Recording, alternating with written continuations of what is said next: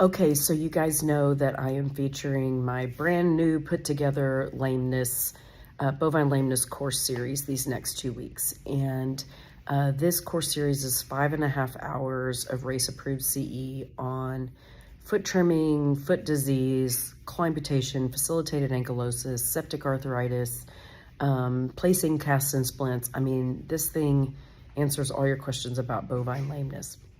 The first two that I'm featuring are talking about the foot trimming module and the foot disease module. And so the foot trimming module is literally all photos and videos of me trimming all kinds of jankety feet to show you exactly what cuts I make and exactly how I strategize taking a really, really abnormal foot and creating a balanced foot out of that. So I think you guys will find that super helpful. The second one that I talked about is the foot disease one, and that's where I go over regional IV anesthesia, regional IV antibiotics. I talk about sole ulcers. I talk about diagnosing horns, all manner, just kind of a general thing about foot disease. And so again, going over exactly what things I'm looking for, exactly how I decide what treatment they need and those kinds of things.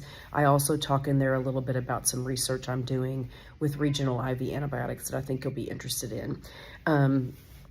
So the other thing that I promised you all I would do, and I'm serious, is that I said I wanted you to send me your questions. I'd be happy to answer your questions for the next couple of weeks. And so the first question I got is one I get all the time, and that is to bandage or not to bandage. Shakespeare's question. And so here's how I decide if I bandage or not. One is if whatever lesion I have just paired out or treated is actively bleeding, then I'm going to put a bandage over that to kind of help with that. Most of the time, I'm fairly anti-bandage. So in the face of hemorrhage, I will bandage. If there is a very large lesion with exposed sensitive tissue, though, in those cases, I will consider putting a bandage on there as well.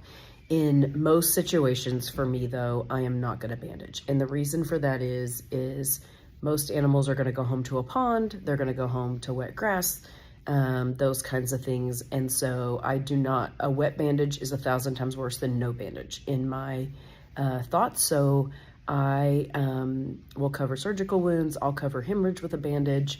But other than that, most things do not get a bandage from me. Most sole ulcers would not get a bandage from me. So I hope that answers that question for some of you. I know that is one, again, I get asked a ton. And so it was a great first question to start with, but that's just to show you that I really am planning on answering your questions. So be sure and respond to your emails in your inbox that I'm sending out for the next couple of weeks. Let me know what your questions are, and take a look at that bovine lameness course series. If you go to largeanimalce.com, click on courses, and it is currently the very top course on that page. I think you're going to love it.